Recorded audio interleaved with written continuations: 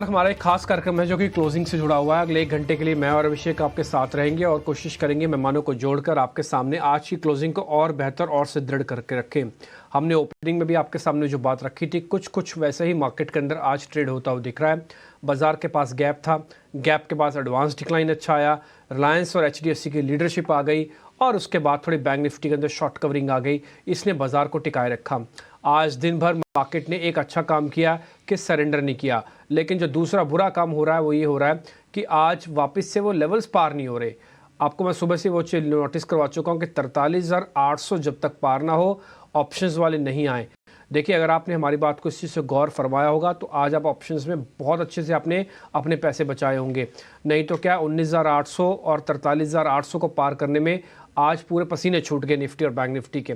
अभी तक तो नहीं हो रहा।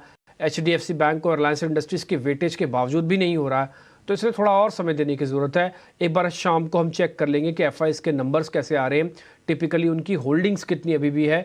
उसमें अगर कोई भी बढ़ोतरी आएगी तो अपने आप बिना डर के आप आइएगा, नहीं तो जब तक 43,800 और 19,800 पार नहीं होगा, अभी आपको बहुत तेज़ी से ऑप्शंस वालों को नहीं आना।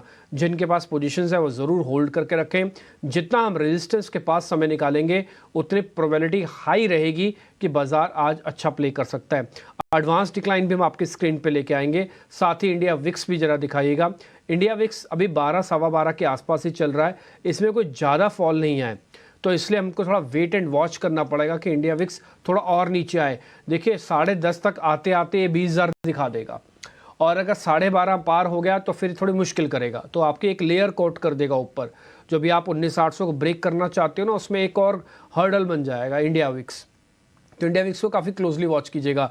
अभी जो हमने एडवांस डिक्लाइन आपके सामने दिखाया है उसमें आप देख रहे हो कि आपके पक्ष में फैसला जा रहा है, और मैंने कई बार आपको ये बात नोटिस करवाई है कि 1:3 की रेशियो में जब भी आप एफ&ओ के शेयर्स देखेंगे तो आपको कोई खास बड़ी दिक्कत नहीं आएगी।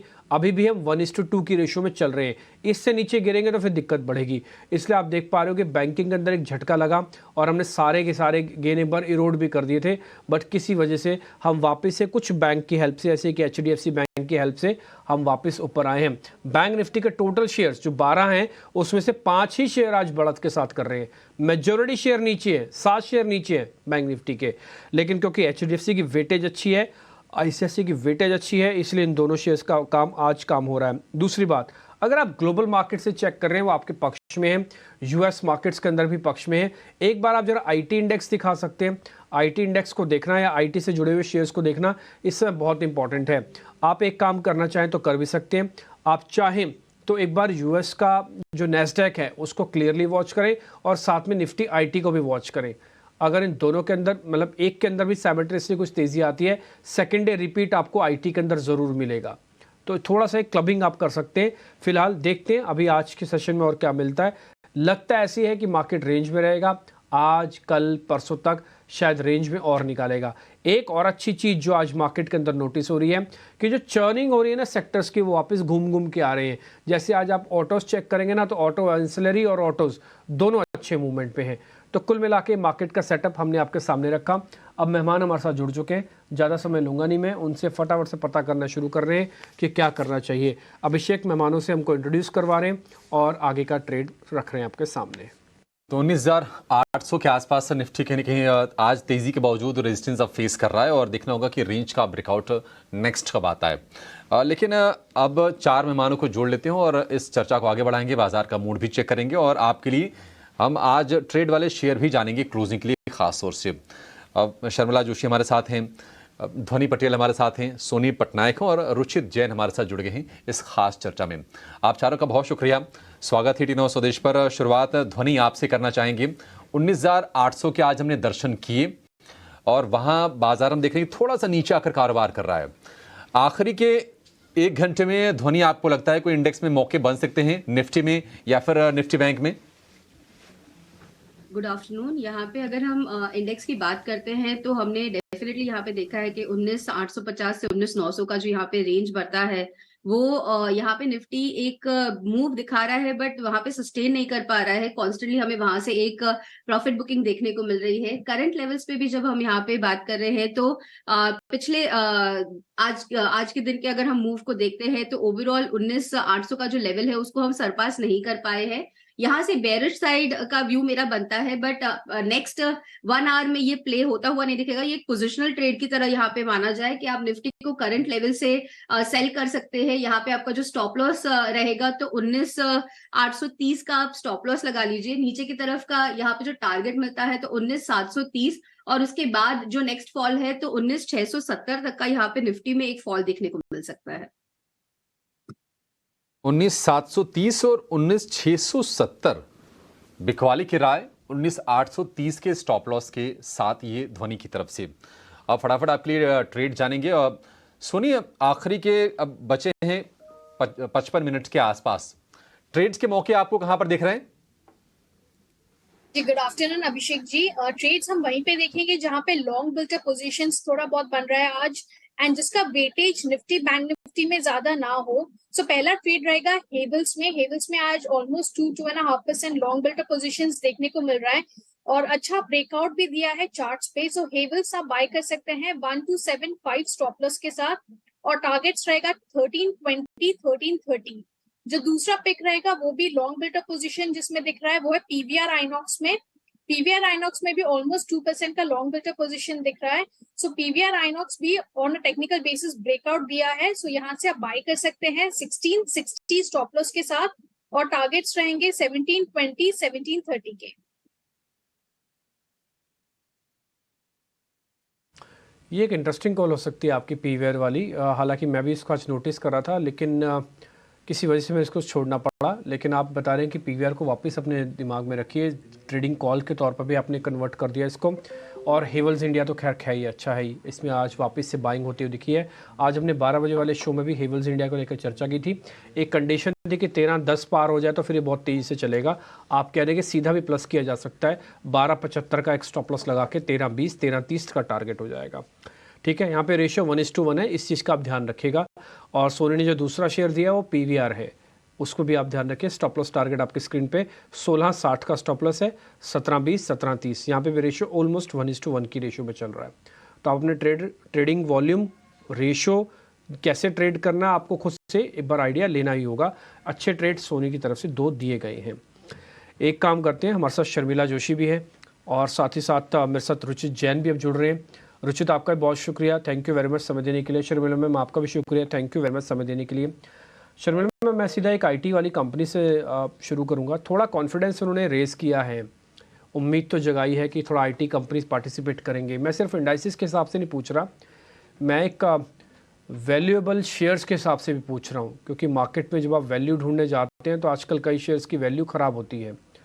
तो आपको आईटी की वैल्यूएशन, आप रैंकिंग क्या करोगे? ये बेस्ट बाय कैंडिडेट है, सिलेक्शन होना चाहिए या अवॉइड होना चाहिए? मेरे हिसाब से सिलेक्शन होना चाहिए, क्योंकि definitely I completely agree with you कि आईटी आपके रेडार पे होना चाहिए एज अ बाइंग सेक्टर। लेकिन थोड़ा डिफरेंशिएशन आपको करना पड़ेगा, क्योंकि मेरे हिसाब से शायद मिड कैप स्टॉक्स ज्यादा चलेंगे as opposed to large cap, क्योंकि लार्ज कैप के लिए लोग थोड़ा ये इंतजार करेंगे कि कमेंट्री थोड़ी बेहतर होती है इन टर्म्स ऑफ यूएस में जिस तरह से चीजें एक्सेट्रा, तो उसके लिए शायद आपको थोड़ा टाइम रुकना पड़े। लेकिन मिड कैप में, और क्योंकि इसलिए आपको सेलेक्ट करना पड़ेगा क्योंकि हमने देखा है कि इस अर्निंग सीजन में भी उसमें ऐसे काफी स्टॉक्स थे, क्योंकि मिड कैप पे थोड़ी सी आपकी थोड़ा सा पैची हो सकता है अर्निंग, क्योंकि अगर आप जिस सेक्टर में आपका अच्छा वर्टिकल है वहां पर अगर अच्छी अच्छी बातें हो रही है, अच्छी ऑर्डर्स मिल रहे हैं, तो आपके नतीजे अच्छे आ रहे हैं और आपको वैल्यूएशन भी उस हिसाब से मिल रहा है। तो they are not necessarily value, लेकिन मेरे हिसाब से आगे चलकर ये ज्यादा आपको रिटर्न दे सकते हैं। तो my I would be on mid caps, LTI, Mindtree, Persistent, Zensar, these could be some of the names जिस पर इन्वेस्टर्स अपना निवेश कर सकते हैं। माइंट्री, ज़ेंसार, परसिस्टेंट, ये मिड कैप आईटी में शर्मिला जी को पसंद है। और आज हम देख रहे हैं कि अगर आप पूरे मिड कैप इंडेक्स को देखेंगे तो रिकॉर्ड ऊंचाई पर मिड कैप इंडेक्स पहुंचा है, 42,000 के दर्शन आज हमने किए हैं। स्मॉल कैप 250 की बात करें तो वहां पर भी रिकॉर्ड ऊंचाई हमने देखी है, 13,000 का आंकड़ा पार कर लिया है। तो रौनक बनी हुई है, और जो भी डिप्स आए ना, मतलब ये शायद इस तरह के हम आमतौर पर नहीं देखते हैं कि लगातार वो बाइंग की जा रही है, जो भी गिरावट आ रही है। तो कन्विक्शन है मिड कैप में भी, स्मॉल कैप में भी, और आईटी के पिक्स आपको बता दिए शर्मिला जी ने। लेकिन ट्रेड समझ लेते हैं रुचित से, और रुचित के बाद ध्वनि से। रुचित, आप बताइए आपका कन्विक्शन कहां पर है, कहां पर इस क्लोजिंग आवर के लिए ट्रेड करें या फिर आज ट्रेड लेकर जाएं? Very good afternoon Abhishek ji, very good afternoon to everyone. तो दो स्टॉक्स है जहाँ पे खरीदारी करने की सलाह है। सबसे पहला स्टॉक है IEX। तो डेरिवेटिव्स का सेटअप अगर इसमें देखें तो आज 4 से 5% के ओपन इंटरेस्ट बिल्टअप हुए हैं, जो लॉन्ग फॉर्मेशन दिखाता है। और सामने अगर आप ऑप्शंस के डेटा देखेंगे तो 140 के कॉल ऑप्शन में काफी ज्यादा ओपन इंटरेस्ट है। 70 लाख से भी ओआई का ओपन इंटरेस्ट 140 के कॉल में है। क्योंकि स्टॉक इतने समय से अंडर परफॉर्मर रहा था तो 140 के कॉल राइटर्स काफी एक्टिव थे और काफी कॉल राइटिंग वहां पे हुई है। सो अब क्योंकि स्टॉक ने 140 का लेवल भी क्रॉस किया है और हम देख रहे हैं कि फ्यूचर्स में भी लॉन्ग बिल्टअप हो रहा है, तो हमें लग रहा है कि ये 140 के कॉल राइटर्स भी कवर हो गए। और यूजुअली ऐसे short covering as well as fresh long built up का कॉम्बिनेशन जो होता है वो शॉर्ट टर्म में काफी अच्छे रिटर्न्स दे सकता है। तो इसीलिए IEX अभी 141 के आसपास खरीदारी की सलाह रहेगी। 137 के स्टॉप लॉस है, 147 के अराउंड के टारगेट्स रहेंगे। और मेरा दूसरा पिक है थोड़ा डिफेंसिव स्पेस में से मैरिको में। अब क्योंकि मिड कैप और स्मॉल कैप इंडेक्स जो ऑल टाइम हाई पे ट्रेड ऑल्दो कर रहे हैं, लेकिन शॉर्ट टर्म चार्ट्स पे मोमेंटम रीडिंग्स काफी ओवरबॉट है। तो इसीलिए हमें लग रहा है कि अब थोड़े से डिफेंसिव स्पेस, FMCG से डिफेंसिव पैक जहां पे एक अंडर परफॉर्मेंस अब तक रहा है या मोर मैं कहूँगा कंसोलिडेशन रहा है, वहां पे थोड़ी सी बाइंग आ सकती है। क्योंकि वहां पे रिस्क रिवॉर्ड रेशियोज अब कॉन्ट्रा जाने के लिए काफी फेवरेबल है, जिसमें मैरिको एक अच्छा सपोर्ट बेस ऑफ लेट बना है। अब अगर लास्ट 6-8 महीने देखेंगे तो जब भी ये स्टॉक 500-520 की रेंज में आता है तो वहां पे अच्छा सपोर्ट स्टॉक ले रहा है। तो रिस्क रिवॉर्ड रेशियो यहाँ पे भी फेवरेबल है। सिर्फ ट्रेडिंग के पर्सपेक्टिव से अगर देखना है तो 522 के स्टॉप लॉस और 540 के टारगेट्स के साथ खरीदारी की सलाह दूंगा। लेकिन अगर कोई पोजिशनल पर्सपेक्टिव से देख रहे तो आई थिंक पोजिशनली भी अगर नेक्स्ट 3 से 4 महीने का व्यू लेना है तो risk reward ratio fresh longs के लिए ये लेवल्स पे काफी फेवरेबल है। आपकी अपनी श्रद्धा पे है, ट्रेड करना है ट्रेड कीजिए, अगर आपको पोजिशनल व्यू बनाना है तो वो ले लीजिए। लेकिन इमीडिएट जो टारगेट्स हैं मैरिको के लिए वो हैं 540 के। और दूसरा शेयर IEX, हम देख रहे हैं कि पावर से जुड़े शेयर चल रहे हैं। ये कंपनी एक्सचेंज वाली है, इंडियन एनर्जी एक्सचेंज। 147 के टारगेट आपके लिए यहाँ पर बनते हुए दिखाई दे रहे हैं। और वैसे भी अगर आप प्लेटफॉर्म वाले जो शेयर्स हैं उसमें अच्छे रिटर्न्स पहले बनते हुए दिखे। IEX थोड़ा सा पीछे छूट रहा था, अब वहां पर भी रौनक बढ़ने की उम्मीद है। ध्वनि, आपके लिस्ट में कौन से शेयर हैं आज दो? मेरी तरफ से आज दो पिक्स रहेगी, तो उसमें सबसे पहली यहाँ पे मेरी पिक बनती है वो टाटा मोटर्स में बनती है। ओवरऑल निफ्टी का जो ऑटो इंडेक्स है वो यहाँ पे एक रिलेटिव स्ट्रेंथ अपनी है वो पॉजिटिव साइड की बता रहा है निफ्टी के साथ। तो यहाँ पे टाटा मोटर्स का स्टॉक मुझे ज्यादा अच्छा लगता है। करंट लेवल से आप इसके अंदर एंटर कर सकते हैं। ऑप्शन का डेटा सजेस्ट करता है कि 700 तक का इसका टारगेट इजीली अचीवेबल होगा। स्टॉप लॉस जो है वो आपको 674 का लेके चलना है। दूसरा स्टॉक जो मुझे यहाँ पे अच्छा लगता है वो कल्याण ज्वेलर्स का है। स्टॉक के अंदर आज भी हम देख रहे हैं कुछ 4.5 से 5% का अपमूव यहाँ पे बना हुआ है। ये एक रिवर्सल का साइन है क्योंकि स्टॉक ने अपना जो 20 पीरियड का एक्सपोनेंशियल मूविंग एवरेज है वहां से सपोर्ट लिया है और वहां से अपवर्ड मूवमेंट स्टार्ट करा है। करंट लेवल से आप इसको बाय करिए। इसका जो टारगेट बनता है ऊपर की तरफ में, तो आप इसके अंदर सबसे पहले 353 से लेके 355 तक का टारगेट एक्सपेक्ट कर सकते हैं। स्टॉप लॉस जो आपको मेंटेन करना है तो 314 का लेके चलिए। ठीक है, दो शेयर आपने दिए, एक तो टाटा मोटर्स। देखिए ऑटो स्टॉक्स में से कुछ ना कुछ तो आना ही था और मैं एक्सपेक्ट भी कर रहा था कि ऑटो में से एक कंपनी आएगी। आपने टाटा मोटर्स दिया ध्वनि। दूसरा कल्याण ज्वेलर्स, ये टिपिकली फेस्टिवल सीजन में काफ़ी चल रहा था, आप उससे पहले भी थोड़ा नोटिस कर रहे होंगे। लेकिन कुछ शेयर ना अपनी स्ट्रेंथ के साथ ही चलते हैं, वो फेस्टिवल हो चाहे नॉन फेस्टिवल हो, शेयर अच्छा मूवमेंट देता है। कल्याण ज्वेलर्स में से एक है, आज भी चल रहा है 4.5% ऊपर विद द गुड वॉल्यूम। एक अभी कॉल दिया है रुचित ने, IEX, बहुत ही प्यारी कॉल है। 200 दिनों के एवरेज का आज ब्रेकआउट किया इसने रुचित, और आपने बिल्कुल ज़बरदस्त आइडेंटिफिकेशन किया है। मेरे लिए बस आप एक छोटा सा काम कर दो, IEX का कोई ऑप्शन है तो जरा मैं एक ऑप्शन में और कन्वर्ट कर दो, मैं सीधा फ्यूचर भी लूंगा और मेरे को एक ऑप्शन और दे दो इसका। ऑप्शन में लिक्विडिटी देखिए तो एट द मनी करना पड़ेगा डिम्पल जी, क्योंकि जैसे मैंने कहा था कि 140 के कॉल में काफी राइटिंग है। तो अगर कॉल राइटर्स अपनी पोजीशंस कवर करते हैं तो सबसे फास्ट मूवमेंट आई थिंक 140 के कॉल में ही आएगा। तो 140 का कॉल अभी 4.5 पौने 5 के आसपास चल रहा है, ये खरीदारी कर सकते हैं। 2.70 के नीचे का स्टॉप लॉस रखे और यहाँ पे 7 से 8 रुपए तक के टारगेट्स आ सकते हैं। एक बार ना आप 140 की कॉल अगर दिखा सकते हो, 30 नवंबर वाली दिखाओ स्क्रीन पर। उसका भाव अभी है 4.50 के आसपास। मैंने अभी एक्सचेंज भी जाके चेक किया, वॉल्यूम भी ठीक ठाक है, ऐसी कोई दिक्कत नहीं आएगी। यस, यही 4.95 ये वाली कॉल 30 नवंबर को एक्सपायर होगी। 140 वाली कॉल है। ये कॉल भी अगर आप लेना चाहो तो ले सकते हो। 8 रुपये का टारगेट है। रुचित सर, इसमें स्टॉप लॉस क्या दिया आपने? 8 रुपये का टारगेट है तो 3.25 का स्टॉप लॉस, 2.75 का स्टॉप लॉस लगा सकते हैं। ठीक है, 2.25 का एक स्टॉप लॉस भी लगा दो। एक ना प्लेट बना दो, इस पर बाकायदा लिख दो आप 8 रुपये का, इनफैक्ट 8 से 9 तक का टारगेट कर दो और 3.25 रुपये का स्टॉप लॉस डाल दो। देखते ही देखते आप देखोगे 10-5 रुपये और ऊपर, 10-5 पैसे और ऊपर हुई है। तो इस पर आप ध्यान रख सकते हैं। ये एक बढ़िया ट्रेड आपके लिए मिलेगा। इसका मार्केट जो लॉट है ना वो 3,750 का है। 1 रुपया बढ़ने पर सीधा 3,500 रुपये आएंगे और 1 रुपया घटने पर पैसे घटेंगे भी 3,500। ठीक है, तो स्टॉप लॉस को रिग्रेसली फॉलो करना। 8 से 9 रुपये मिलेगा। कैश, फ्यूचर, ऑप्शन, तीनों चीज़ें हमने आपके सामने रख दी है। एक शेयर में को और आज पता करना है जिसकी लीडरशिप के दम पर ही बाजार आज थोड़ा मोमेंटम दिखा रहा है। उस शेयर का नाम है रिलायंस इंडस्ट्रीज़। बस सिर्फ ये पता करना है। रुचित, आपसे पता करता, सोनी से पता करता हूँ। सोनी, एक चीज़ बताओ, रिलायंस इंडस्ट्रीज़ को आज BTST करें जिनके पास पोजीशंस पड़ी है, या आज ही ली है? जिनके पास नहीं है वो आ सकते हैं कभी अंदर। और तीसरा, अगर आपके पास कोई एक्टिव ऑप्शन है तो वो भी बता देना, हम वो भी नोट कर लेंगे। जी डिम्पी जी, डेफिनेटली आई थिंक रिलायंस यहाँ से टेक्निकली अगर हम देखेंगे तो अच्छा लग रहा है। काफी बाउंस बैक अच्छे सपोर्ट से किया है, जो पोजिशनल प्लेस रहे हैं। इनफैक्ट करंट लेवल से भी अगर हम देखेंगे तो मेरे ख्याल से यहाँ से 1.5% की मूवमेंट अभी भी बाकी है। सो BTST के दौर से भी डेफिनेटली कर सकते हैं। 2400 टारगेट्स रहेगा कल, और यहाँ से 2380 का भी चल रहा है। सर 2400, 2420 ये रेंज में ही एक टारगेट बनेगा। आप BTST के दौर से ले सकते हैं। 1.5% इज गुड इनफ। और नीचे स्टॉप लॉस लगाना प्लेस का अगर किसको करना है तो 2360 का स्टॉप लॉस ही अच्छा रहेगा। और सेम वे में अगर सेम लेवल, सेम टारगेट्स और सेम स्टॉप लॉस के साथ फ्यूचर्स में अगर या देखना चाहे वो भी कर सकते हैं स्पॉट में। एंड 2380 की कॉल ऑप्शन भी आप कर सकते हैं। इनफैक्ट उसका प्रीमियम आप फ्यूचर्स या स्पॉट के अनुसार ही कैलकुलेट कीजिए, जो कि 2360 का स्टॉप लॉस है, उसके साथ ही आप उसको कैलकुलेट कीजिए। एंड 2400 to 2410 के बीच में जब आपको ऑप्शन जब रिलायंस स्टॉक मूव हो जाए तो आप ऑप्शन में भी बुक कर सकते हैं प्रॉफिट। ओके, ठीक है। तो आपने एक 2380 वाली कॉल हमको बताई है। ठीक है, आप ये कह रहे हैं कि एक्टिव कॉल है। आपने एक बार वित्तीय सलाहकारों से और चेक करवा लेना। इस बीच हमको एक IEX की कॉल ऑलरेडी पता लगी हुई है। तो दोनों कॉल्स के एक बार जरा स्क्रीन पे आप दिखा दो। रिलायंस की 2380 वाली कॉल 30 नवंबर की, और IEX वाली कॉल भी। अब IEX बकायदा स्पीड से चल रहा है।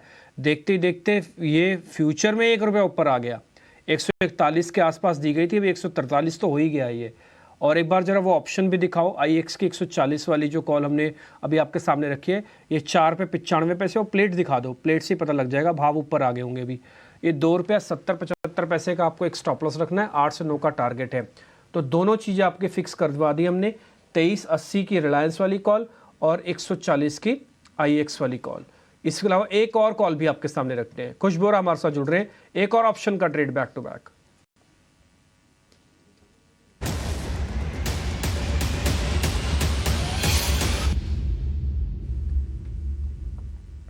खुश सर, बताइए। 2 ऑप्शन ऑलरेडी हमारे पास आ चुके हैं। रिलायंस आ चुका है, एक IEX आ चुका है। सर आपकी तरफ से। डीपी, आज का जो हमारा ऑप्शन चैंपियन का ट्रेड है वो है ग्रासिम का। ये स्टॉक अच्छा परफॉर्म भी कर रहा है और उसका जो near term at the money option है उसमें हम देख रहे हैं कि अनवाइंडिंग हो रही है। तो मेरे हिसाब से यहाँ पे जो मोमेंटम है कंटिन्यू रह सकता है। ऑप्शन डेटा भी सजेस्ट यही कर रहा है। यहाँ पे आप बाय कर सकते हैं 1980 के स्ट्राइक प्राइस वाला कॉल 25 रुपीज के करीब। जिस तरीके का ट्रेड सेटअप है उस हिसाब से 35 और 45 के टारगेट्स इन प्ले हैं और 15 रुपीज का, माफ कीजिएगा, स्टॉप लॉस लेके चलेंगे। तो 35 और 45 के टारगेट, 15 रुपीज का स्टॉप लॉस।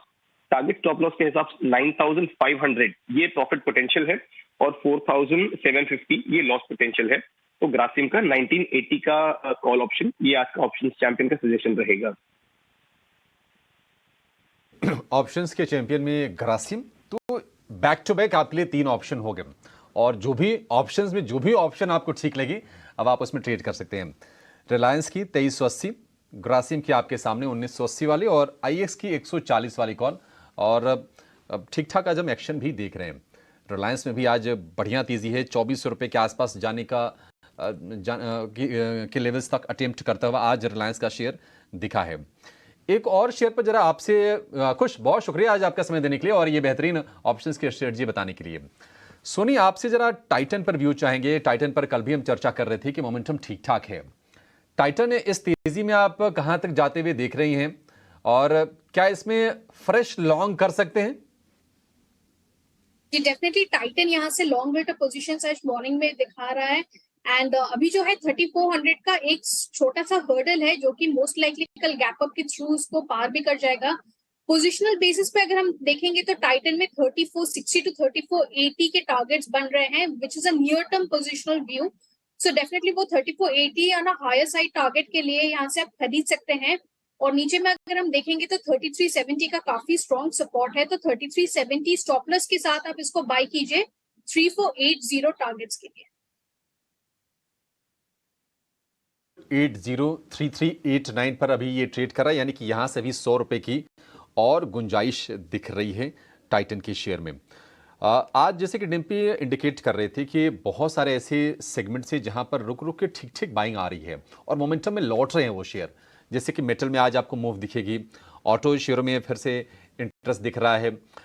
हम देखने की इंश्योरेंस में लगातार रौनक बनी हुई है। SBI लाइफ और HDFC लाइफ के शेयर आपको चलते हुए दिख रहे हैं। लेकिन एक और स्पेस है जहां पर लगातार हम मजबूती देख रहे हैं, वो है रियल एस्टेट का। 15 साल की ऊंचाई पर ऑलरेडी इंडेक्स ट्रेड कर रहा है। आज फिर से हम देख रहे हैं कि मिड कैप में या फिर स्मॉल कैप में अच्छी तेजी बनी है। ओबरॉय रियल्टी तो 4% ऊपर है ही। इन्होंने ठाणे में अपना एक premium luxury real estate project launch किया है। ये जानेंगे, ध्वनि आप जरा बताइए, रियल एस्टेट में कहीं और मौके हैं क्या? क्योंकि हमने तो DLF को भी चलते हुए देखा है, 600 रुपये वाला शेयर 630 रुपये के ऊपर निकल गया है। कहीं और मौके हैं जो आप हाईलाइट करने चाहेंगी? की बात करी तो DLF में अभी भी मोमेंटम बना हुआ है, 650 तक का अपमूव इसके अंदर यहाँ से विटनेस करने को मिल सकता है। नीचे स्टॉप लॉस जो है वो 627 का बनता है। इसके अलावा यहाँ पे मुझे जो स्टॉक अच्छा लग रहा है तो आप शोभा को देख सकते हैं। शोभा में भी आज हमने एक अपमूव देखी है। स्टॉक जो है वो अपना पेरिनियल ट्रेंड है बुलिश साइड का, वो कंटिन्यू करता हुआ दिख रहा है। करंट लेवल से आप इसके अंदर ऐड कर सकते हैं। नीचे जो स्टॉप लॉस रहेगा तो जब तक 865 का लेवल हम ब्रेक नहीं करते, ये स्टॉक एक अपना बुलिश ट्रेंड जो है वो उसको पकड़ के रखेगा, बरकरार रहेगा। ऊपर की साइड में इसके जो पहले टारगेट्स यहाँ पे आपको देखने को मिल सकते हैं, तो 915 तक का एक अपमूव मिलेगा और उसके बाद यहाँ पे 970 तक का पोजिशनल टारगेट बनता है। 970 रुपये शोभा के लिए टारगेट, बड़े टारगेट कहेंगे हम। एक और स्पेस है जहां पर आज थोड़ा सा आकर्षक हम मूव देख रहे हैं और वो है एग्रोकेमिकल का, इंसेक्टिसाइड वाली जो कंपनियां हैं, क्रॉप प्रोटेक्शन वाली, वहां पर रिलायंस इंडिया 7% ऊपर है। आप BASF इंडिया जो कि जर्मनी की बड़ी केमिकल मैन्युफैक्चरर है, वहां पर हम देख रहे हैं कि 4% के आसपास के मूव्स हैं, ठीक ठाक चल रहे हैं। इंसेक्टिसाइड इंडिया, इस पर एक फंडामेंटल व्यू चाहेंगे आपसे शर्मिला जी, क्योंकि हम देख रहे हैं कि UPL में भी हालांकि उतनी बड़ी तेजी नहीं है, थोड़ा सा अंडर परफॉर्म किया UPL के शेयर ने, लेकिन ये मूव्स आज के क्या कह रहे हैं? और आपको अगर मैं पूछूं कि 6 महीने साल भर के लिहाज से इन स्टॉक्स में रणनीति, तो आप क्या सुझाएंगी?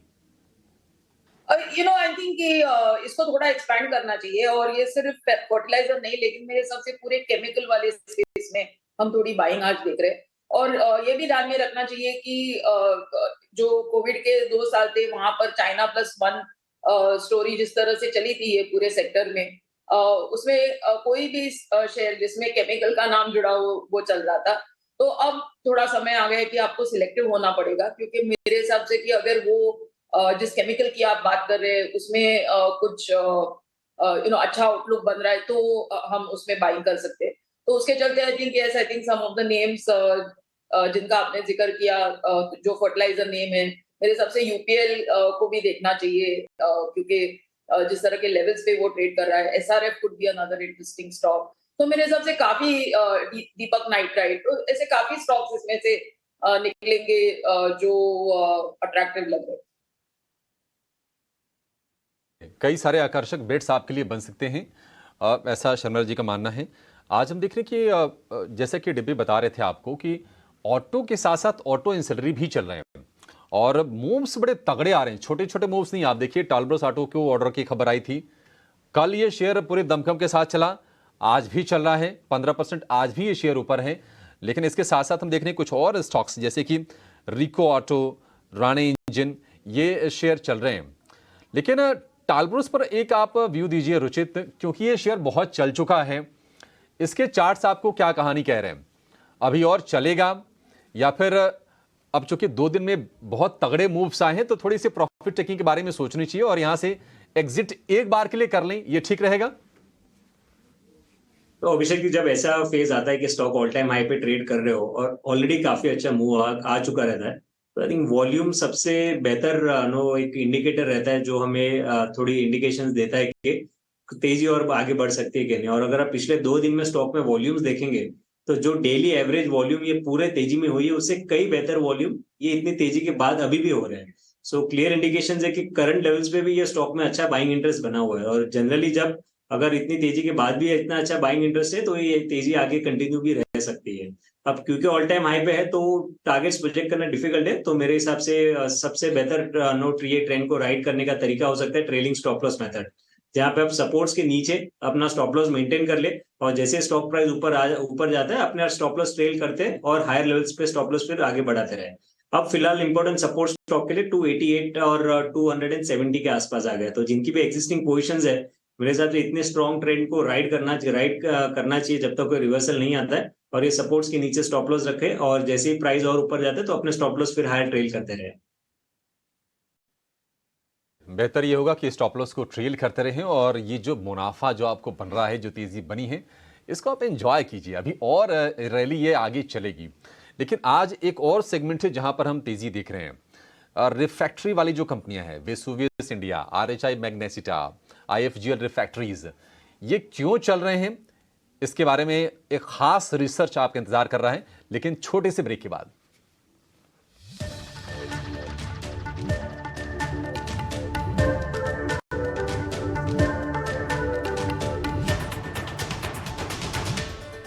चलो चलो चलो।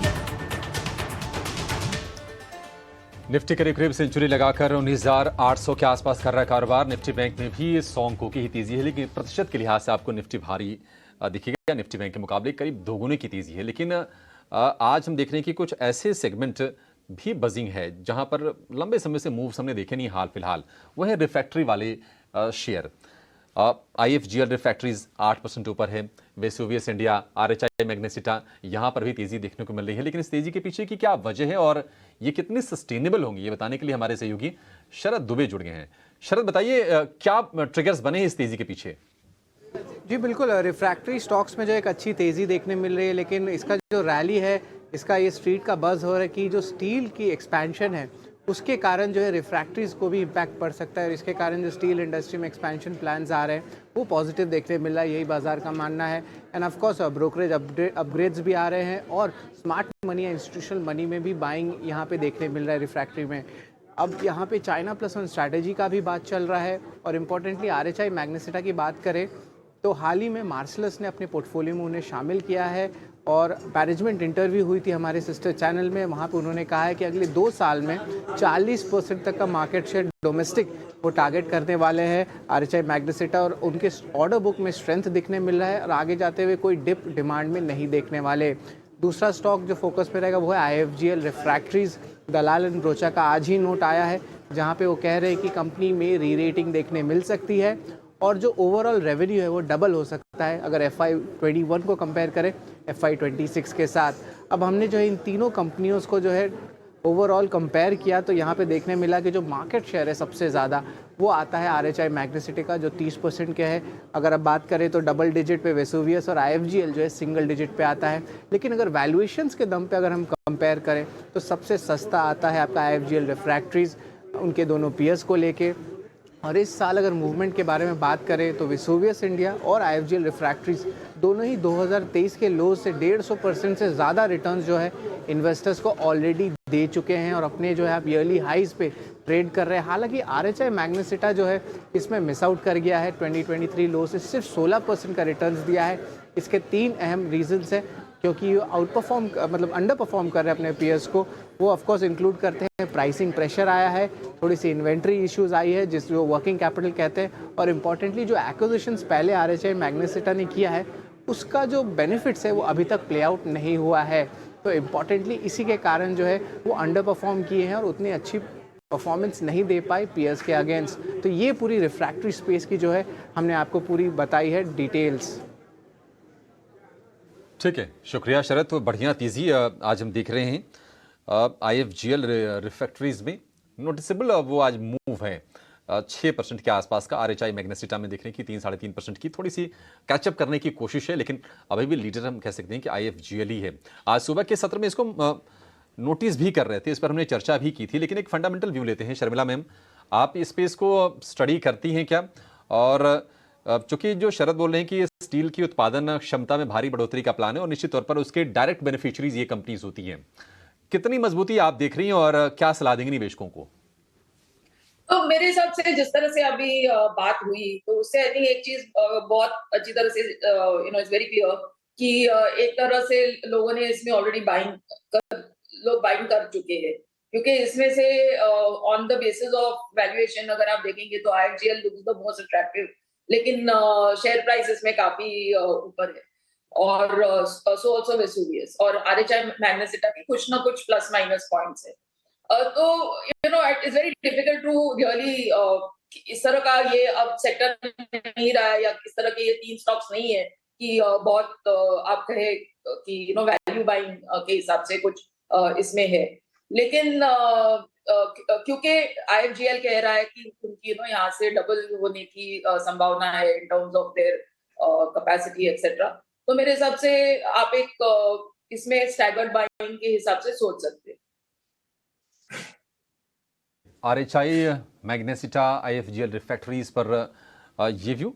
आज हम देख रहे हैं कि पेपर शेयर में भी थोड़ी सी गर्मी है। आप JK पेपर को देखेंगे 2.5% ऊपर होगा, स्टार पेपर में भी 2% के मूव्स हैं, श्रीराम न्यूज़ प्रिंट वहाँ पर थोड़े से मूव ज़्यादा हैं, और मालू पेपर वहाँ पर भी 5% के आसपास की तेज़ी है।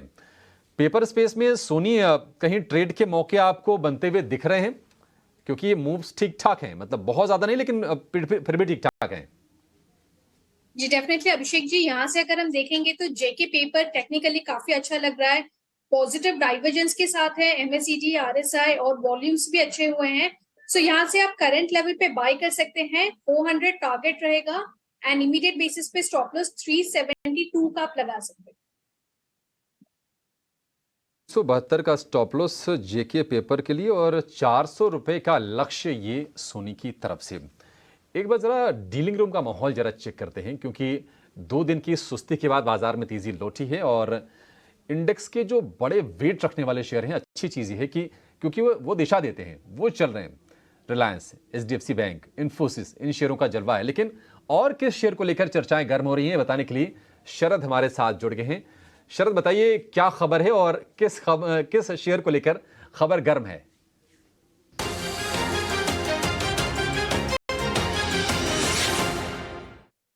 जी बिल्कुल, रैलिस इंडिया जो है फोकस में रहने वाला, और हमारे जो डीलर्स से बातचीत हो रही है यहाँ पता चल रहा है कि HNI सेगमेंट में जो है स्मार्ट बाइंग देखने मिल रही है। वॉल्यूम्स की बात करें तो 20 टाइम्स 20 डे एवरेज का वॉल्यूम्स आ रहा है स्टॉक में, और इम्पोर्टेंटली स्टॉक में जो आज उछाल देखने मिला है, सबसे बड़ा उछाल 10 महीने में देखने मिला है। ऑलरेडी DIs जो इन्वेस्टेड है, बड़े दिग्गज DIs, वो इंक्लूड करते हैं SBI म्यूचुअल फंड और निप्पॉन इंडिया म्यूचुअल फंड।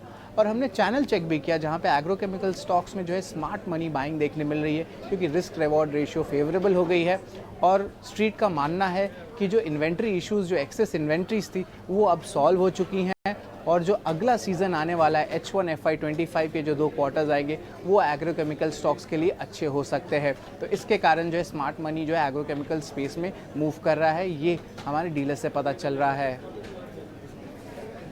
ठीक है, आपको अगर सुबह से ध्यान होगा तो रैलीज इंडिया हम तो आपको 2-3 दिन से नोटिस करवा रहे हैं। आज सुबह सुबह भी हमने सबसे पहला जो शेयर डंके की चोट पे आपके सामने रखा था, वो यही रखा था कि रैलीज इंडिया अच्छा चल सकता है शेयर। अब शाम होते होते एक और खबर भी आ रही है जो चैनल चेक से बता रहे हैं एग्रोकेमिकल्स के बारे में। शरद अभी आपको बकायदा डेज हाई पे जाके बंद हो रहा है, चेक करवा लेते हैं जरा। रुचित जरा बताना BTST करे कि नहीं करे रैलीज इंडिया? वैसे तो इंट्राडे प्रॉफिट भी बहुत है, लेकिन आप इसका देखेंगे ना, मैं कई बार इसको ना वोखार से कंपेयर करता हूँ। सोनी को तो अच्छे से याद होगा, सोनी थी हमारे साथ शो में जब हमने इस शेयर को आइडेंटिफाई किया और बताया था, वो खाट जैसा फीलिंग आ रहा हमको इसके अंदर भी। जरा बताएंगे रुचित, आप BTST करें कि नहीं? सर्टेनली करना चाहिए। स्ट्रक्चर तो काफी बुलिश है क्योंकि आज काफी समय बाद इतने हाई वॉल्यूम्स आपको एक ड्यूरिंग द डे देखने मिले हैं। तो जब भी ऐसे बड़े वॉल्यूम्स के साथ में प्राइस ब्रेकआउट्स आते हैं तो स्टॉक में फॉलोअप मूव्स आने के चांसेस सबसे ज्यादा रहते हैं। प्रीवियस स्विंग है 241 के आसपास था जो स्टॉक में सितंबर में लगाए थे। तो BTST के पर्सपेक्टिव से अगर देख रहे हैं तो 240-41 के लेवल्स एटलीस्ट ये स्टॉक टेस्ट करना चाहिए। और अगर पोजिशनली अगर ये जो लास्ट सितंबर के हाईस थे वो क्रॉस हो जाते हैं तो नेक्स्ट फिर 257 जो जनवरी तक के हाई थे वो भी आ सकते हैं सर। सो जस्ट 1 से 2 दिन के पर्सपेक्टिव से 241 के टारगेट्स के लिए BTST यहाँ पे कर सकते हैं। एग्जिस्टिंग पोजीशंस है तो बिल्कुल कैरी करनी चाहिए। और नेक्स्ट 2 दिनों में अगर ये 241 के लेवल क्रॉस होते हैं तो 257, 259 ये लेवल्स भी स्टॉक में एक्सपेक्ट करें। ठीक है, जरा 2 एविएशन वाले काउंटर स्क्रीन पर और दिखाइए। पहला है स्पाइसजेट और दूसरा है इंडिगो। इंडिगो आज हमने सुबह आपको दिया भी था, ये भी बताया था कि क्रूड के बढ़ने की चिंता ना कीजिएगा, ये शेयर हो सकता है एक बार डिप ले ले लेकिन वापस से ठीक बंद होगा। स्पाइसजेट आप 5.5% ऊपर देख पा रहे हैं। इंडिगो ने अपनी सारी गिरावट को आज जो सुबह सुबह वाला झटका लिया उसको ख़त्म करके बाकायदा हरे निशान में जाके बंद हो रहा है। लेकिन खबर इससे थोड़ी एक और इतर भी है, इससे जुड़ी हुई सी एक खबर है श्रीमिला में, थोड़ा मैं आपको उसमें ऐड ऑन करना चाह रहा हूँ, जरा आप हमको गाइड कीजिएगा। असल में खबर यह है कि जो गो फर्स्ट एयरलाइंस थी उसके लिए बिडिंग प्रोसेस चल रहा था, तो जिंदल ग्रुप ने पहले इंटरेस्ट दिखाया। अब खबर ये आ रही है कि जिंदल ग्रुप उसके अंदर बिडिंग में नहीं जाएगा, वो सबमिट ही नहीं कर रहा अपनी डील, यानी कि गो फर्स्ट अंधकार में है। और जो दूसरी कंपनियां हैं स्पाइसजेट और इंडिगो जो लिस्टेड कंपनीज हैं, उन दोनों के लिए कम से कम अच्छी राहत है कि भाई अभी तो जहाज़ नहीं उड़ेंगे गो फर्स्ट के। ये टेम्परेरी रिलीफ है या फिर हम इसको परमानेंट रिलीफ भी मान के चले कि ये मुश्किल होगा गो फर्स्ट का वापस आ पाना? मेरे हिसाब से टेम्परेरी रिलीफ मानना चाहिए, क्योंकि मुझे लगता है कि अगर आप इंडियन कॉन्टेक्स्ट में देखें, अगर आप कंज्यूमर के हिसाब से भी नहीं सोचे और अगर आप एक थोड़ा मैक्रो लेवल पे सोचे, तो for a country of our size अगर if you have only 2.5 airlines तो वो बहुत ज्यादा अच्छी बात है नहीं। तो मेरे हिसाब से air India is also work in progress, वो भी अभी प्राइवेटाइज हो गया है। इंडिगो के अपने इश्यूज है, स्पाइसजेट के अपने इश्यूज है, उसके साथ साथ प्राइसिंग एक इशू मैं पढ़ रही थी अभी 1-2 दिन पहले आर्टिकल की, जो हम रिवेंज टूरिज्म कह रहे थे और सब लोग ट्रैवल कर रहे थे, वो अब कहीं ना कहीं शायद जाके थोड़ा थम सकता है, क्योंकि इतना कीमती हो गया है, हर टिकट हो गया है कि even if you leave this whole यानी वर्ल्ड कप में जिस तरह के अहमदाबाद के टिकट हो रहे थे वो उसको भी हम नहीं कंसिडर करें तो भी overall it's become very expensive to fly anywhere. तो मेरे हिसाब से सबका ना मिला जुला एक असर पड़ सकता है सेक्टर पर, और I think you will have to find a solution to this Go First problem. तो that's what I would hope for both as a consumer and I feel for the sector. तो देखते हैं, लेकिन मेरी राय बहुत ज्यादा पॉजिटिव है नहीं ये सेक्टर। ठीक है, डन। एक काम और करते हैं, एक खबर मार्केट में और चल रही है कि जो इलेक्ट्रिक व्हीकल्स है ना उसको बूस्ट करने के लिए 8,000 करोड़ रुपए का एक प्लान तैयार हो रहा है। उसमें सब पार्टी इन्वॉल्व है, उसमें गवर्नमेंट भी है, उसमें बैटरी बनाने वाली कंपनीज भी है, उसमें ऑटो कंपनीज भी है। तो जो ऑटोज़ हैं जिनका जो एक्चुअली में जहाँ पे बैटरी लगेगी वो सेकेंडरी बेनिफिट होंगे, लेकिन पहले तो बैटरी बनाने वाले बेनिफिट होंगे। 3 कंपनीज में आपके सामने रख रहा हूँ, सोनी जरा गाइड कीजिएगा। First is HBL, second is Exide and third is Amar Raja battery. तीनों को दिखाओ जरा एक बार। इनकी क्लोजिंग उतनी ख़राब नहीं हो रही एक्साइड का कुछ इंटरनल भी अपना इन्वेस्टमेंट्स कर रहे हैं कुछ डिविजन्स के अंदर। जरा चेक करके बताओ किसके चार्ट ज़्यादा ठीक है। थोड़ा और पोजीशन लेनी होगी तो ले लेंगे हम। डेफिनेटली डब्बी जी, पहले हम एक्साइड की बात करते हैं। एक्साइड 1-2 दिन पहले भी लॉन्ग बिल्टअप के साथ टेक्निकल ब्रेकआउट्स दिया था। सो एक्साइड यहाँ से काफी स्ट्रॉन्ग लग रहा है। इनफैक्ट ये अच्छा BTST काउंटर भी हो सकता है, पोजिशनल काउंटर भी अच्छा लग रहा है। सो एक्साइड आप यहाँ से बाय कर सकते हैं। एकदम स्मॉल स्टॉप लॉस आपको लगाना है 280 का। इनफैक्ट अच्छा सपोर्ट होल्ड कर रहा है for short term near term perspective से। पहला टारगेट 292, दूसरा टारगेट 292 के ऊपर सस्टेन करते ही 296, 98 के तरफ जाएगा। तो आप 292 जैसे मिलता है आपको, एक बार पार्शियल प्रॉफिट वहां पे जरूर बुक कर देना चाहिए। सो काफी स्ट्रॉन्ग लग रहा है। तो एक्साइड के बाद अगर दूसरा हम देखेंगे, तीनों में से जो सेकंड पिक रहेगा वो रहेगा एचपीएल। एचपीएल में यहाँ से अच्छा लग रहा है। इनफैक्ट आज थोड़ा सा आपको डिप नजर आ रहा है, तो ये डिप काफी बेहतर बन रहा है। यहाँ से एंटर करने के लिए अक्यूमुलेट कीजिए। बहुत ही स्ट्रॉन्ग सपोर्ट है 330 का। 330 के ऊपर ही उसका ब्रेकआउट आया था, तो 330 जितना नजदीक आप वहां से बाय करेंगे तो बेहतर रहेगा। बाय ऑन डिप्स कीजिए 330 स्टॉप लॉस के साथ। टारगेट्स दोबारा 360 टू 380 नजर आएंगे। ठीक है, डन। अच्छे से आपने गाइड कर दिया सभी शेयर्स के बारे में। एक खबर और भी मार्केट के अंदर चल रही है सोम डिस्टिलरीज की। असल में आपको पता ही है कि मध्य प्रदेश में चुनाव थे। चुनाव से ठीक पहले कुछ कंपनीज एक्टिव हो जाती हैं, डिपार्टमेंट्स भी एक्टिव हो जाती हैं। तो ईडी और इनकम टैक्स ने काफ़ी जांच की सोम डिस्टिलरीज की। हालांकि इस जांच के बीच में सोम डिस्टिलरीज ज़्यादा टूटा नहीं। आज करीब 1.5% ऊपर इसलिए भी हो रहा है ये शेयर, क्योंकि जो एक्साइज डिपार्टमेंट है, ये जो कंपनी अपना थोड़ा एक्सपेंशन करना चाह रही थी, उसको लेके अप्रूवल दे दिया उन्होंने कहा हमने जो जांच करनी थी कर ली। अब वोट भी गिर गए, खैर अलग बात है। और अब खबर ये आ रही है कि उन्होंने इनके हासन प्लांट के लिए जो प्रपोज्ड एक्सपेंशन प्लान था उसका अप्रूवल दे दिया। ध्वनि एक बार ज़रा चेक करना सोम डिस्टिलरीज। मेरे को ट्रस्ट नहीं आ रहा है इस शेयर पे। एक्चुअली मैं फ्रेंकली बताऊँ, खबर आने के बावजूद भी शेयर उस तरह से नहीं चल रहा जैसे पहले एक छोटी सी इन्वेस्टर मीट भी कर देता था ना, शेयर 10% चल जाता था। अभी तो टैक्स से रिलीफ आ गया, बोल रहे हैं कि एक्सपेंशन कर लो आपको जहां करना है हासन में, फिर भी शेयर क्यों नहीं चला उतना? जी बिल्कुल डिम्पी, आपका जो ऑब्जर्वेशन है वो डेफिनेटली यहाँ पे टेक्निकल चार्ट स्ट्रक्चर है उससे काफी मिलता जुलता है। ओवरऑल स्टॉक को अगर हम देखते हैं तो स्टॉक ने यहाँ पे 20 और 50 का एक नेगेटिव क्रॉसओवर ऑलरेडी पहले दे चुका है। और 50 पीरियड की जो एक्सपोनेंशियल मूविंग एवरेज यहाँ पे होती है वो कॉन्स्टेंटली एक रेजिस्टेंस की तरह काम कर रही है। और पिछले कुछ सेशन से ये भी देखने को मिल रहा है कि 20 पीरियड की जो एक्सपोनेंशियल मूविंग एवरेज होती है डेली पे हम उसको भी क्रॉस नहीं कर पा रहे हैं। तो टेक्निकल डेटा यहाँ पे सजेस्ट करता है कि ये जो करंट मूव है, अगर इसको पॉजिटिव साइड पे ट्रेड करना है तो 305 का जो यहाँ पे लेवल बनता है उसको क्रॉस करने के बाद यहाँ पे 325 तक का कोई भी एक पॉजिटिव मोमेंटम देखने को मिलेगा। बट जहां तक हम 305 इसके अंदर क्रॉस नहीं करते हैं तो फिलहाल मेरी इस स्टॉक से दूर रहने की सलाह रहेगी। फिलहाल दूर रहने की सलाह है सोम डिस्टिलरी, 300 रुपए के आसपास। एक और शेयर हम पावर सेगमेंट से जुड़ी हुई पावर के वैल्यू चेन में आता है, उसको डिस्कस करेंगे। उसका भाव अब 3000 रुपए के आसपास पहुंच गए हैं। वो है KEI इंडस्ट्रीज का। आज भी देखने की बढ़िया तेजी उसमें बन रही है, 6% के आसपास के मूव्स हैं और ये शेयर लगातार चला है। अगर हम इस साल की ही बात करें तो शेयर ऑलमोस्ट ये डबल होके अब कारोबार कर रहा है। 2945 रुपए के आसपास के भाव हैं और रिकॉर्ड ऊंचाई पर ये पहुंचता हुआ दिखा है। पहले भी हमने मूव्स देखे हैं और अच्छी चीज ये रही है कि इसने करेक्शंस दिए हैं और एंट्री का लोगों को मौका मिला है। 5% 10% तक के करेक्शंस आए हैं, वहां पर लोगों ने फिर से इसको बाय किया है। सोनी, KEI इंडस्ट्रीज का मूव क्या कह रहा है और इस पे थोड़ा सा लंबा अगर आप बता सकती हैं 3 से 4 महीने का, तो वो बताइए कितने तक के टारगेट्स एक्सपेक्ट करके चले यहां से? डेफिनेटली अभिषेक जी, यहाँ पे अगर हम लॉन्ग टर्म देखेंगे यानी कि मंथली चार्ट्स को अगर मैं एनालाइज करूं, 2800 के लेवल के ऊपर काफी स्ट्रॉन्ग ब्रेकआउट दे चुका है। सो पोजिशनली मीडियम टर्म पोजिशनल काफी स्ट्रॉन्ग नजर आ रहा है। यहाँ से 3200 टू 3400 के टारगेट्स बन रहे हैं over a period of 6 to 8 months। सो यहाँ पे काफी स्ट्रॉन्ग लग रहा है, ब्रेकआउट है और वॉल्यूम्स भी अच्छे हो रहे हैं। सो इसी लेवल पे भी आप अक्यूमुलेट कर सकते हैं। 2900 तक आप अक्यूमुलेट कीजिए इसको। अगर डिप मिलता है तो काफी अच्छा रहेगा, नहीं मिलता है तो आप इसी लेवल से भी स्टार्ट कर सकते हैं। And look for targets of 3200 पहला, उसके ऊपर सस्टेन करते हैं 3400, उसके ऊपर का टारगेट बने। गिरावट पर खरीदना है, 3400 रुपए तक के टारगेट्स आपको इसमें देखने को मिल सकते हैं।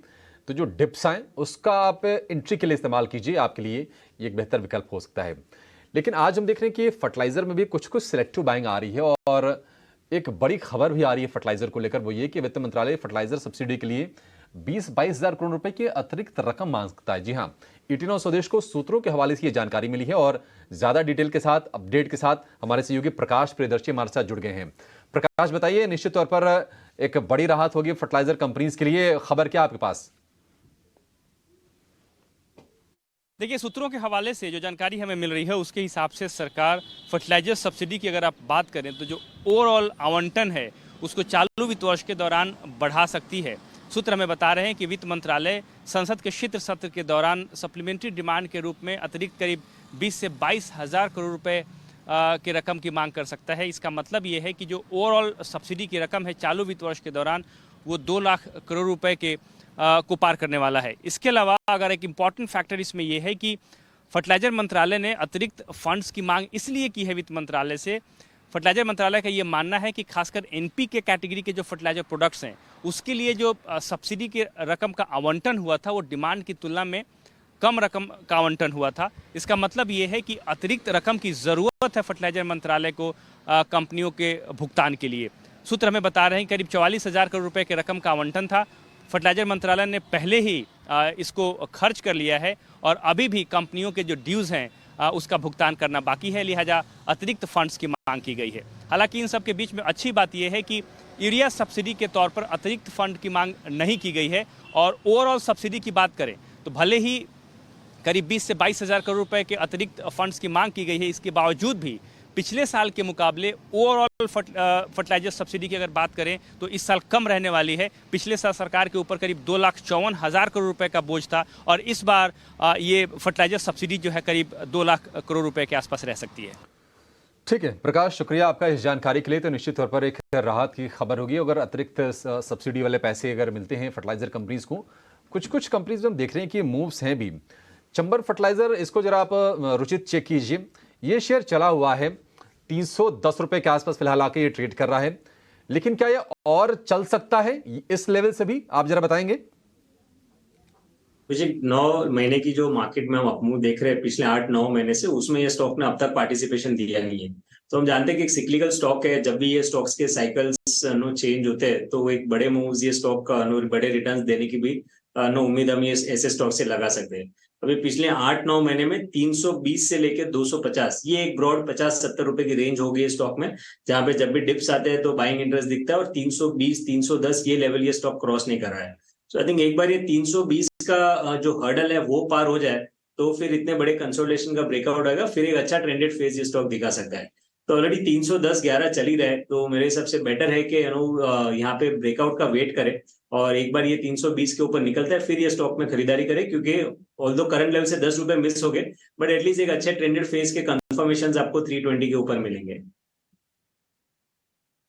फर्टिलाइजर को लेकर ये व्यू एक शेयर स्क्रीन पर लेकर आएंगी, भाव के लिहाज से और भावना के लिहाज से बड़ा अहम हो गया है। 1,000 रुपए का भाव है, 1,001 रुपए के आसपास का, टीटागढ़ रेल सिस्टम्स का। एबीबी के साथ इन्होंने जो करार किया है, मेट्रो के लिए कुछ प्रोपल्शन मॉड्यूल की सप्लाई करेंगे। 1,001 रुपए का भाव है टीटागढ़ रेल का। शर्मिला जी, वैसे तो रेलवे में बहुत कुछ हो रहा है, खबरें आ रही हैं और निश्चित तौर पर जैसे जैसे तमाम शहर मेट्रो रेल नेटवर्क से जुड़ते जाएंगे तो इन कंपनीज को तो फायदा यहां से होना ही है। तो यानी कारोबार के मौके तो मल्टी ईयर के हैं यहां से, ये तेजी शायद यहां थमने वाली नहीं है।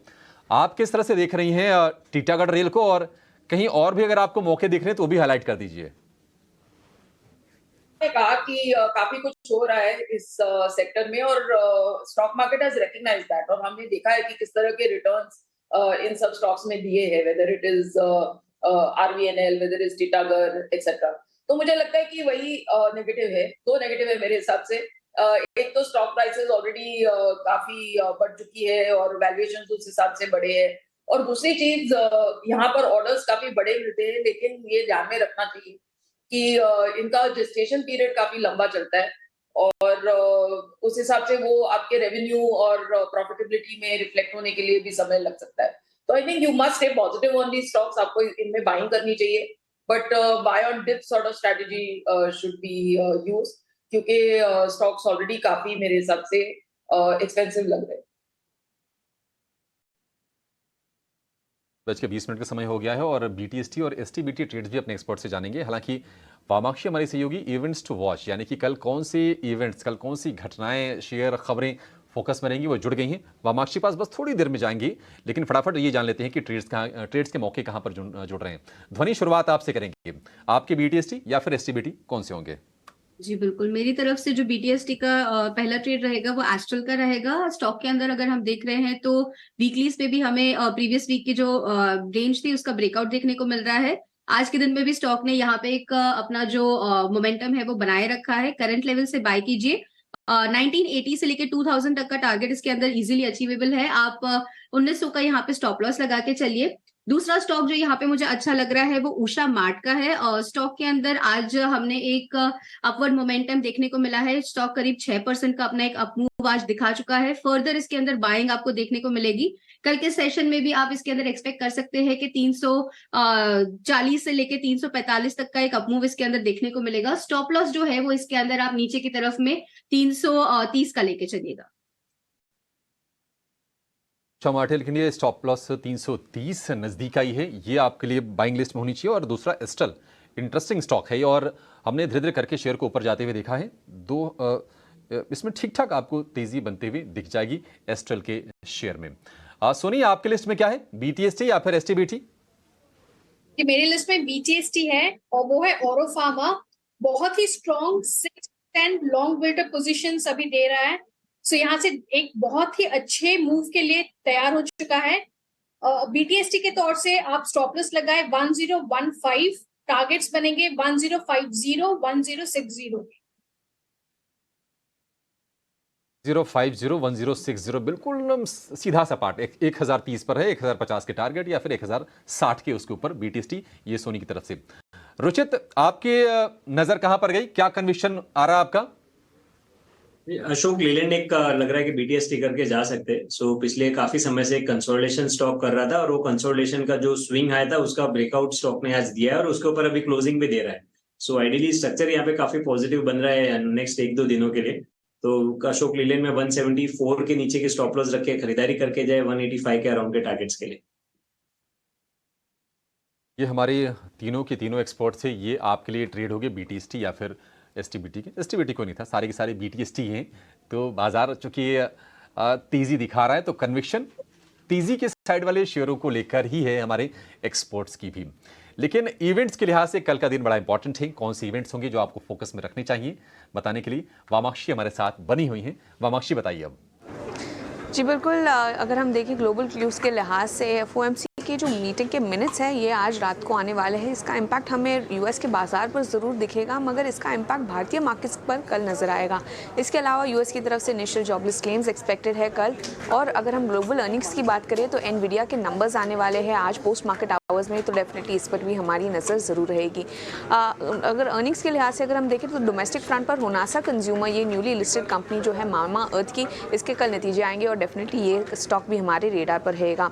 डिविडेंड के लिए कल आखिरी दिन होगा, आपको खरीदना है अगर अमृतांजन और पीएनजी हेल्थ। इसके अलावा भी अगर हम देखें तो प्राइमरी मार्केट्स में काफ़ी एक्शन हो रहा है। ये हफ्ते में 5 नए आईपीओज आने वाले हैं डी स्ट्रीट में, जिसमें से एक ऑलरेडी खुल चुका है, वो है IREDA यानी कि इरिडा का आईपीओ आज खुल चुका है और इनफैक्ट फुली सब्सक्राइब भी हो चुका है।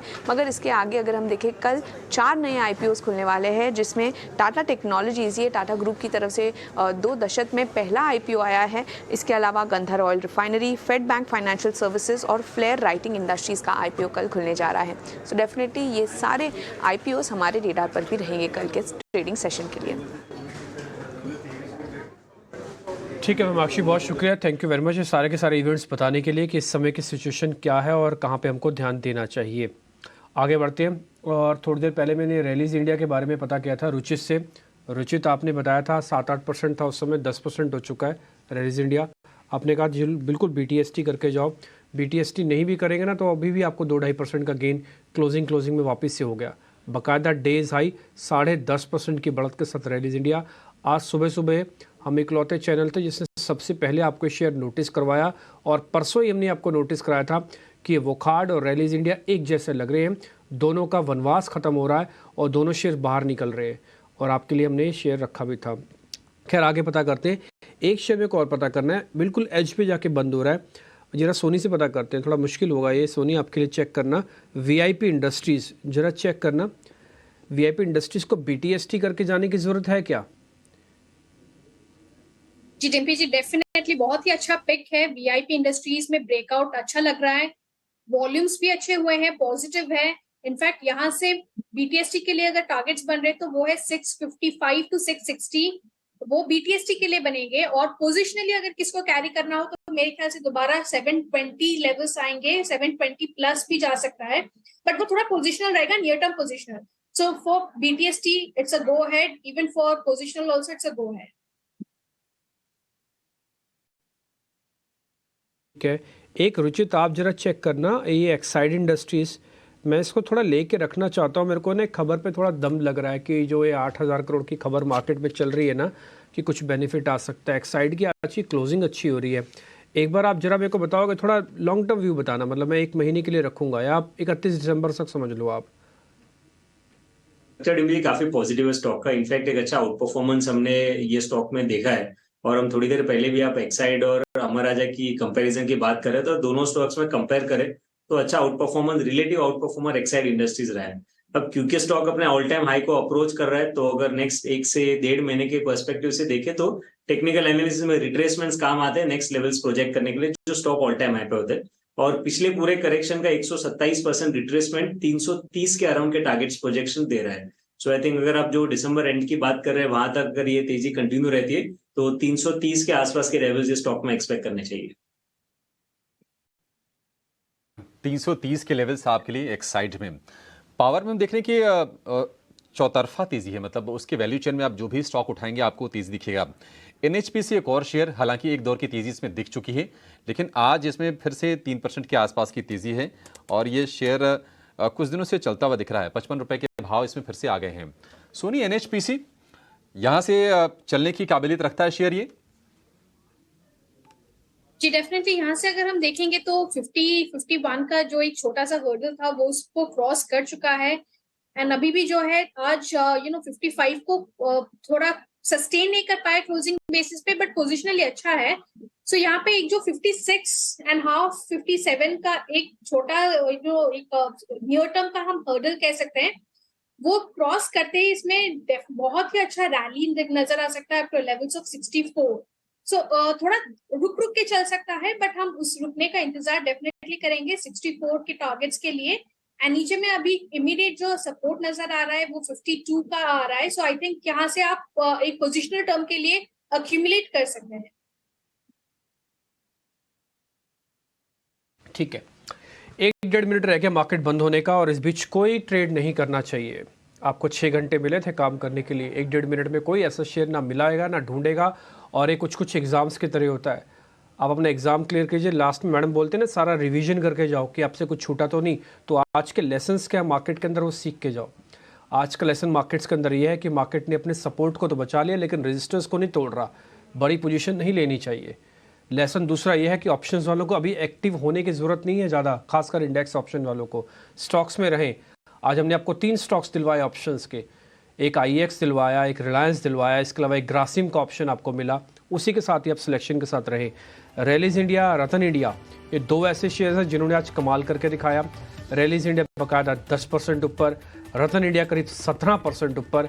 ये एक मिड कैप कैटेगरी का शेयर है, इंफ्रास्ट्रक्चर से जुड़ी हुई कंपनी है, कम चर्चा होती है बट आप इसकी क्लोजिंग देख पा रहे होंगे बहुत शानदार है, वॉल्यूम में भी अच्छा ब्रेकआउट है, ऑल टाइम हाई आ गया है। एडवांस डिक्लाइन को देखोगे ठीक है, आज सुबह हमारे पास करीब 150 शेयर, 182 शेयर थे जो डिक्लाइन के थे और करीब 1200 शेयर एडवांसेस थे। तो डिक्लाइंस बड़े हैं, स्वाभाविक सी बात है क्योंकि हम ऊपरी स्तरों से थोड़ा नीचे आए हैं। लेकिन जो वेटेज वाले शेयर हैं, खासकर रिलायंस इंडस्ट्रीज, HDFC बैंक, उन्होंने थोड़ा दम दिखाया है। एक और तीसरी बात, सेक्टोरियल चर्निंग का बेनिफिट आपको मिल रहा है। ऑटो रुक के हफ्ते में एक दिन तो चलता ही है, एक दिन IT चल ही जाता है, एक दिन आपको कुछ ना कोई और ऐसा सेक्टर आ जाता है जिसपे आप रोटेशनल मूव देख पा रहे हो। तो इससे क्या होता है कि आपका मन भी लगा रहता है और सबको फ़ायदा, सबका साथ सबका विकास जैसी फीलिंग आती है बाजार के अंदर। नहीं तो फिर क्या एक सेक्टर चलेगा ना, दूसरे वाले मायूस हो जाते हैं। खैर एनी हाउ, आज के हमको क्लोजिंग मिल चुकी है। लेवल के हिसाब से हम सपोर्ट को अच्छा बचा के गए हैं लेकिन रेजिस्टेंस को ब्रेक नहीं करे। हमने सुबह सुबह आपके लिए नोटिस करवाया था 43,800 बैंक निफ्टी, 19,800 निफ्टी। जब तक पार नहीं होगा सौदे बड़े मत लेना, थोड़ा थोड़ा काम करो, कोई दिक्कत नहीं है, अच्छे शेयर पकड़ो, अच्छा पैसा बनेगा। शर्मिला मैम बहुत शुक्रिया, थैंक यू वेरी मच, आज आपने टाइम निकाला। थोड़ा माफ़ी भी मांगूंगा, मैं आपसे आज ज़्यादा क्वेश्चन नहीं पूछ पाया लेकिन फिर भी आपने समय दिया, बहुत बहुत शुक्रिया, thank you very much. Soni आपका भी शुक्रिया, बेहतरीन ट्रेड आपकी तरफ से हमेशा हमको मिलते हैं। और रुचित, आपका भी बहुत बहुत शुक्रिया, काफ़ी दिनों बाद आप हमारे साथ क्लोजिंग में जुड़े। रिक्वेस्ट भी है थोड़ा जल्दी जल्दी जुड़ा कीजिएगा ताकि अच्छे शेयर हम आपसे भी पता कर पाए। बहुत शुक्रिया आपका भी ध्वनि कार्यक्रम में आज जुड़ने के लिए। मेरे को और अभिषेक को तो आप इजाज़त दे सकते हैं, हम दोनों दिल्ली से हैं, लेकिन अब सीधा मुंबई आपको ले चलते हैं, मुंबई स्टूडियो में, जहाँ पे मेरे सहयोगी मनीष आज हमारे साथ हैं। और मनीष हमेशा से आपको मोमेंटम को बनाए रखने के लिए जाने जाते हैं जो हम छोड़ के जा रहे हैं। मनीष, तो आज आपके जो कल के बाजार की तैयारी है उसकी मुख्य चीज़ क्या है, फ्लेवर क्या है आज का मेन? जो अभी आपने कहा ना थोड़ी देर पहले, सबका साथ सबका विकास, अभी तो आप कह रहे थे बाजार में वही है। हाँ। आज न केवल लार्ज कैप शेयर में खरीदारी है, छोटे मजले शेयर में अच्छी खरीदारी देखने को मिली है। और एक शेयर जिसकी आप चर्चा कर रहे थे, सुबह आपने चर्चा की थी रैलिस इंडिया। आप हमेशा बैटन मुझे पकड़वाते हैं कि इसको देखिए आगे क्या होगा। रैलिस इंडिया की आपने चर्चा की सुबह 12:30 के शो में, मानस बैठे हुए थे, मैंने उनसे चर्चा की कि इस शेयर के बारे में बताइए, मुझे लगता है यहाँ से और मजबूती देखने को मिल सकती है और तेजी देखने को मिली। अब आपने जो दिया है मुझे काम, सबका साथ सबका विकास, तो यही जानने की कोशिश करेंगे कि इस बाजार में आज क्या हुआ, कौन से ऐसे सेक्टर्स थे जहां पे अच्छी तेजी देखने को मिली और कौन से ऐसे सेक्टर्स और शेयर्स होंगे जहां कल विकास देखने को मिलेगा, यानी कि कल तेजी देखने को मिलेगी। ये सब चर्चा होगी छोटे से ब्रेक के बाद कल की तैयारी में।